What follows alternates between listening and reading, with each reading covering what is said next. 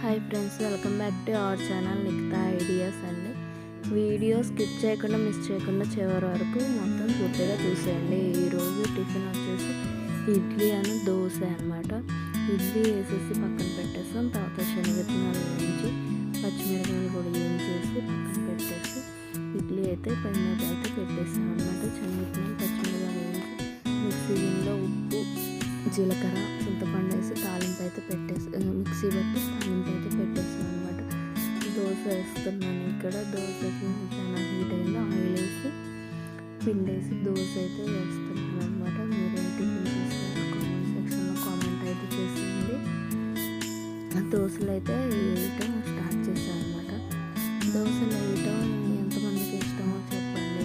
నాకైతే కొంచెం 4-5 దోశలు అయితే వేయటం ఇష్టం, కానీ చాలా కష్టం అనమాట. దోశలు అయితే వేయటం అయిపోయింది. ఈరోజు ఇడ్లీ అని దోశ టిఫిన్ అనమాట. లంచ్లోకి వచ్చేసరికి దోసకాయ పప్పు చేద్దాం అనుకుంటున్నాం. దోసకాయ పప్పు చేసేయాలి. ఇక పప్పు ముందుగా కడిగి పెట్టుకొని నానబెట్టుకున్నాను అనమాట. పప్పు నానబెట్టుకున్న తర్వాత దోసకాయ, పచ్చిమిరకాయ, టమాటా, ఉల్లిగడ్డ అయితే అన్నీ చెక్కు తీసి కడిగి శుభ్రంగా పక్కన పెట్టుకున్నాను. ఇక్కడ ఉల్లిగడ్డ పెట్టడం మర్చిపోయాను.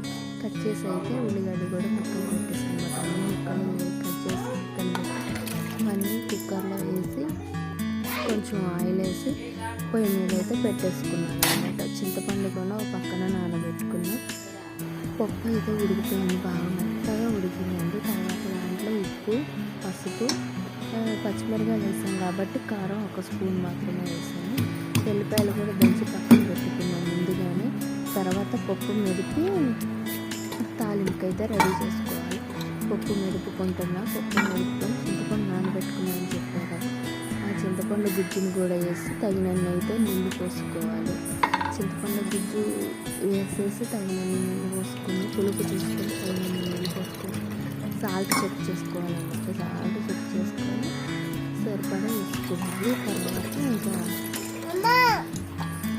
స్టవ్ వెలిగించి ప్యాన్ పెట్టుకొని తాలింపుకి అయితే మనం సిద్ధం చేసుకున్నాం. స్టవ్ వెలిగించి గిన్నె పెట్టుకొని నూనె వేసుకొని ఎండుమిరపకాయలు, తాలింపు గింజలు, జీలకర్ర, ఆవాలు వేసుకొని తాలింపు అయితే పెట్టుకున్నాం అనమాట. జీలకర్ర కూడా చిట్పట్లాడిన తర్వాత ఎల్లిపాయ వేసుకొని ఎల్లిపాయ కూడా కొంచెం వేగిన తర్వాత కరివేపాకు వేసుకొని కొంచెం లైట్గా కలుపుకున్న తర్వాత పప్పు అయితే ఇందులో తాలింపులో అయితే పప్పు పోసుకోవాలన్నమాట. పప్పు పోసుకొని ఒకసారి చెక్ చేసుకొని పప్పు మళ్ళీ వేసుకొని పప్పు పోసుకున్న తర్వాత కొంచెం బాగా ఇస్తే దోసకాయ పప్పు అయితే రెడీ అయినట్టు. చాలా బాగుంటుంది దోసకాయ పప్పు. నా వీడియో కనుక మీకు నచ్చినట్లయితే please do share, like, share, subscribe my channel.